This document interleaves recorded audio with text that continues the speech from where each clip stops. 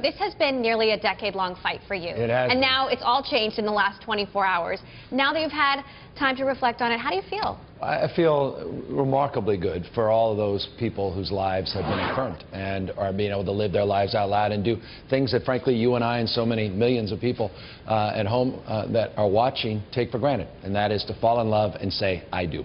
And that's a powerful thing. You know, it's interesting in your lead, you know, Google and Apple, these guys have got it for years. They understand in a hyper-connected world, it's a race for talent. And you've got to provide an ample playing field where you can go after the best and the brightest around the world. And as a consequence, companies have made a huge impact on changing the trajectory of this debate. It's certainly not been politicians.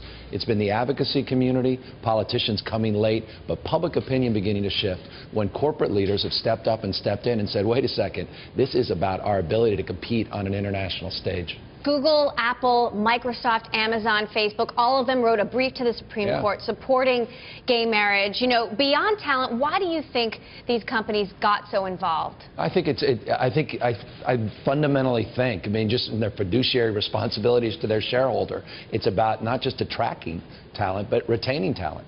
And it's about representing the people they're serving.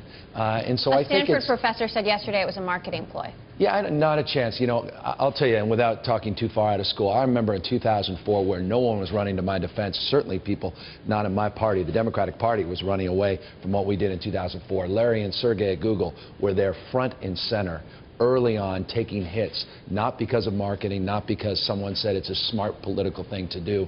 They leaned in aggressively. So with respect to fancy Stanford professors, and I love Stanford, didn't get in, but with respect to those folks, I think that's a little cynical. I think it's simply the right thing to do, and I think folks, particularly in the Valley, understand the notion of diversity in a way, and the idea of innovation in the context of diversity, and all the serendipity that comes with people living together, advancing together across their differences.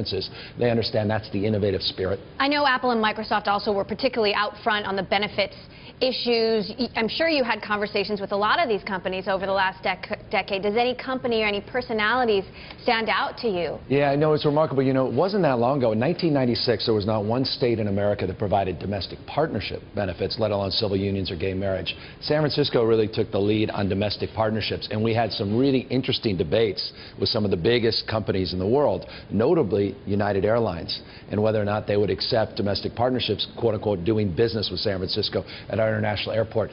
We finally worked those things out and worked through them. And, you know, frankly, after that, it paved the way for all these other companies to start doing the same thing voluntarily.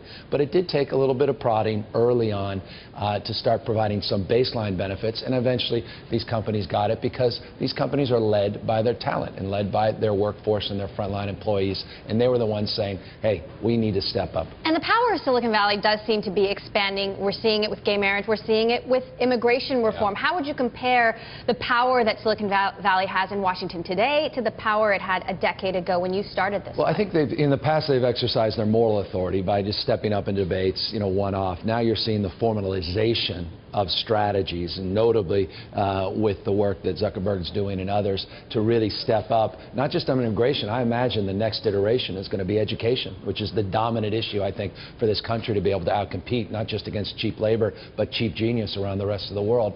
And so I think it's a very healthy thing. That said, when you step into the arena and you get in the political arena, you're going to get ready to get some blowback and take some hits, and there's the risk of entering into that fray. Well, exactly. Zuckerberg's Forward US has become quite controversial, you know, being criticized for shady tactics. I mean, you know, how do you respond to that? I may have had a different approach to how I would support that cause and effort, but I like what they ultimately want to achieve, and I embrace the notion that they're stepping into a profoundly critical debate. And I'll be honest, there is no state in the country that is poised to get bigger benefit economically and socially than California, in terms of the valley itself, in terms of the broader issue of a state of 37 million people with a disproportionate number of people that are undocumented. So this is a big deal to the state, and I'm really proud of these guys for stepping into this debate. And it's not just them. I mean, there's been others quietly in the background. You, of course, have Lorene Jobs and others that have been doing it on the DREAM Act. Jobs' wife, of course. And she's just been incredible, quiet, but stepping up in the right way. And so it's taking, you know, success leaves clues. If they're successful in this, people will learn different ways of perhaps navigating the political waters, but it's going to ultimately manifest in more people, I think, doing the same thing, and I think that's an extraordinarily healthy thing.